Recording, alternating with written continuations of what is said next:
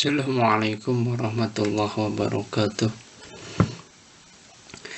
Alhamdulillah, akhirnya saya bisa menyelesaikan tugas analisis jurnal ini.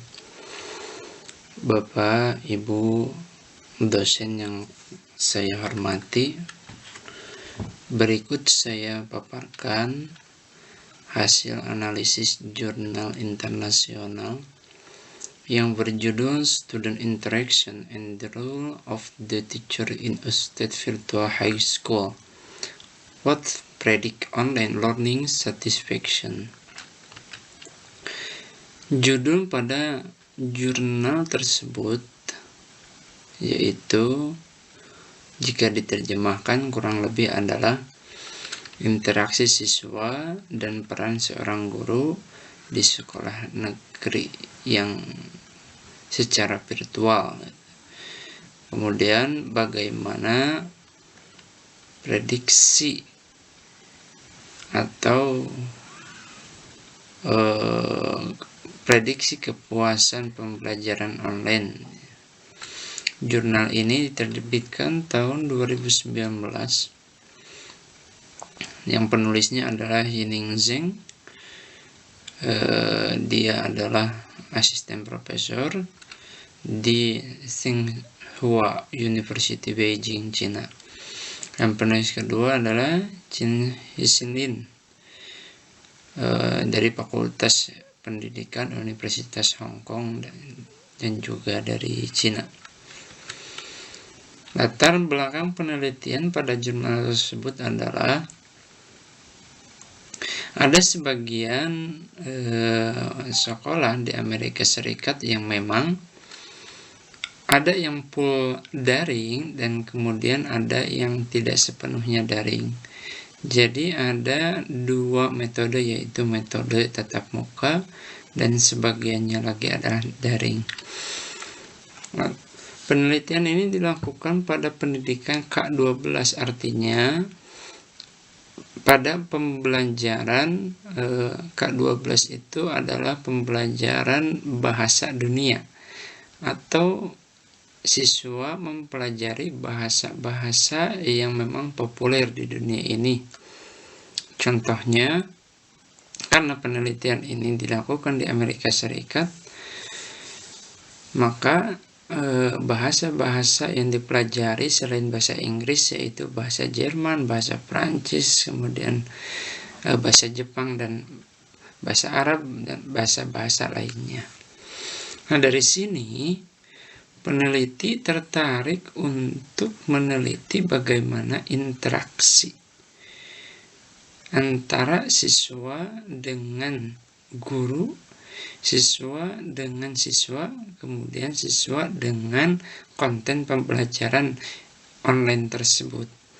Sehingga dari penelitian itu ingin diketahui sejauh mana tingkat kepuasan siswa pada saat melaksanakan pembelajaran online itu. Maka faktor apa yang paling banyak mempengaruhi kepuasan siswa tersebut? Apakah interaksi antara siswa dengan konten atau interaksi siswa dengan guru atau interaksi siswa dengan siswa lainnya? Nah, dari latar belakang tersebut, maka masalah penelitian ini ingin mengeksplorasi efek atau jenis interaksi pembelajaran online pada kepuasan dengan rumusan masalah berikut ini. Pertama, bagaimana pengaruh interaksi pelajar dengan pelajar, kemudian interaksi pelajar dengan guru, dan interaksi pelajar dengan konten dalam sudut pandang kepuasan siswa. Yang kedua, bagaimana pengaruh peran berbeda guru online pada kepuasan siswa. Artinya, bagaimana peran guru pada saat pembelajaran online dan bagaimana peran guru pada saat tatap muka, karena dua hal itu akan sangat berbeda. Kemudian penelitian ini dilakukan di Amerika Serikat semua pesertanya adalah peserta di musim semi sebanyak 1.593 siswa yang mengambil bahasa Cina, Prancis, Jerman, Jepang, Spanyol, atau Latin. Ini dilakukan penelitian dari 38 guru tersebut. Jadi ada 1.593 siswa yang belajar bahasa di luar bahasa Inggris dari 38 guru. Semua siswa dan guru di sekolah tersebut diundang untuk berpartisipasi dalam survei online, dan total ada 466 siswa dan 17 guru yang ikut berpartisipasi. Setelah itu, menggabungkan data siswa dan data guru, 226 siswa dan 15 guru ditemukan cocok untuk analisis lebih lanjut.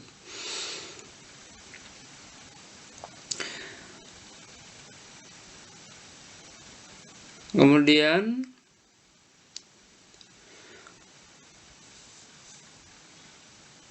prosedur penelitian yang lebih lanjut adalah mengenai bagaimana peran guru dalam proses pembelajaran, yaitu guru tidak mengembangkan kurikulum tetapi memberikan panduan dan materi tambahan karena materinya sudah disediakan dalam bentuk teks digital oleh sekolah. Dan kursus ini berjalan sendiri dan komunikasi antara guru dan siswa ada yang tidak sinkron.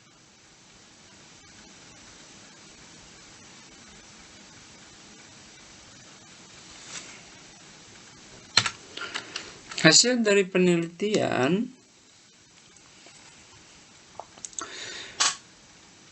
adalah sebagai berikut. Yang pertama, penelitian ini menemukan bahwa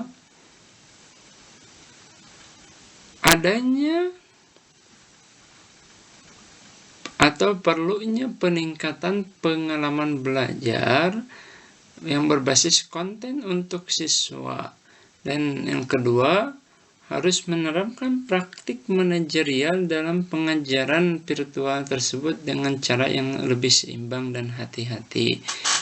Artinya, dalam proses pembelajaran, guru harus memperhatikan bagaimana proses pembelajaran tersebut bisa memberikan pengalaman yang menarik bagi siswa sehingga siswa mampu mencapai satu titik kepuasan dalam proses pembelajaran itu.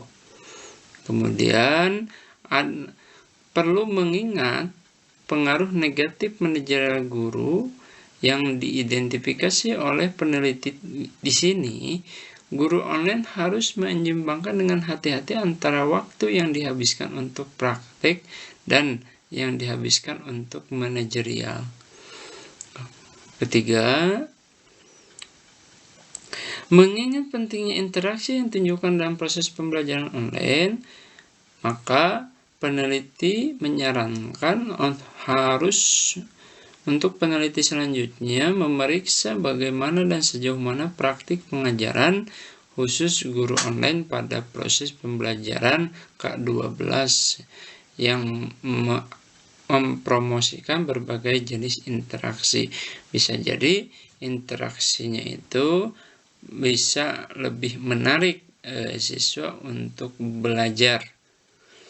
Kemudian yang terakhir adalah mengingat banyaknya variasi bentuk yang diambil oleh pembelajaran online dalam pengaturan K12, ada kebutuhan yang mendesak untuk penyelidikan yang lebih lanjut tentang bagaimana dan sejauh mana faktor kontekstual. Misalnya, ada yang memang sepenuhnya online, berarti ini belum diteliti. Kemudian ada pembelajaran campuran, yaitu tatap muka dan online. Kemudian sinkron dan tidaknya proses pembelajaran. Itu mungkin akan mempengaruhi interaksi dan praktek pengajaran di lapangan. Maka hal ini perlu diteliti lebih lanjut. Nah, berdasarkan jurnal tersebut itu memberikan persepsi bahwa dalam proses pembelajaran online itu ternyata ada interaksi yang paling signifikan, yaitu interaksi antara siswa dengan konten pembelajaran. Jadi yang namanya siswa itu lebih tertarik kepada konten-konten pembelajarannya dibandingkan dengan gurunya. Kemudian dalam proses pembelajaran online, siswa tidak terlalu signifikan